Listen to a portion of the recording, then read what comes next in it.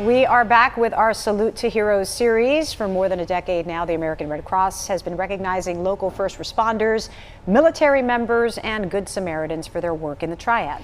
And this year's awards ceremony is tomorrow at the Millennium Center in Winston-Salem. Today we have a woman who is helping our nation's military heroes feel love and appreciation that for some of them is long overdue.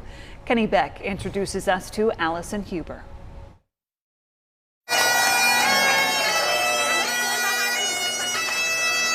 One of the best days of my life. Really a great, wonderful thing to do for veterans. This is what PTI in Greensboro looks like at the end of a Triad honor flight, as about 100 veterans return home from an exhilarating day in our nation's capital, visiting monuments and memorials dedicated to their service. And this is the woman in charge, Allison Huber of Kernersville. It is a feel-good story for sure.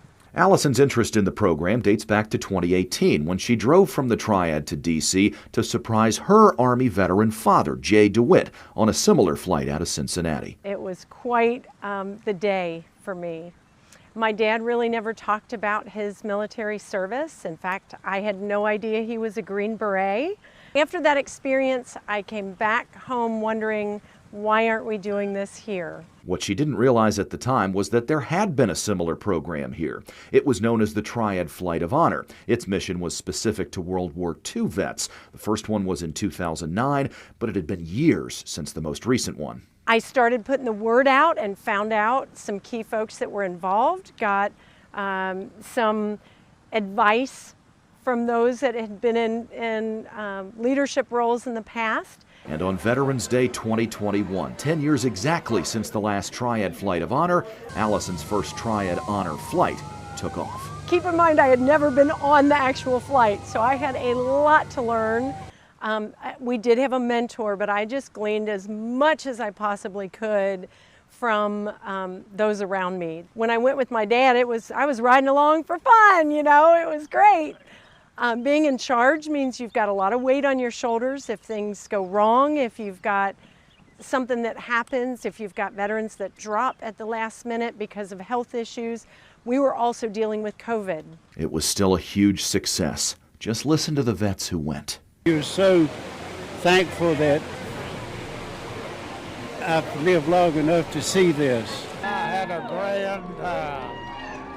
And I appreciate everything you people did for us. What's it like coming home to this kind of a welcome?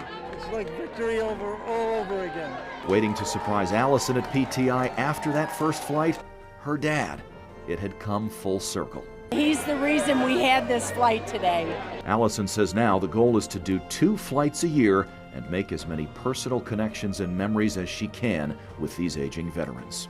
It's so impactful because many of the veterans never saw a welcome home. I remember a veteran in a wheelchair reaching out his hand as the tears were flowing, getting ready to come through that parade, as we call it. We've had some obituaries say it was the day of their life. We had one veteran who was buried in his honor flight jacket and hat, and that is the ultimate token for us in terms of appreciation. It makes every day that we're working tirelessly worth it. As for being a hero herself, the real heroes are the veterans. I would never consider myself a hero. I think it takes a team and an army to do something like we're doing with Triad Honor Flight. But again, the real focus should be on the veterans and what they've done to keep us free and protect this country. That was Kenny Beck reporting. We, of course, appreciate all of those veterans' service to our country. The next Triad Honor Flight is October 12th.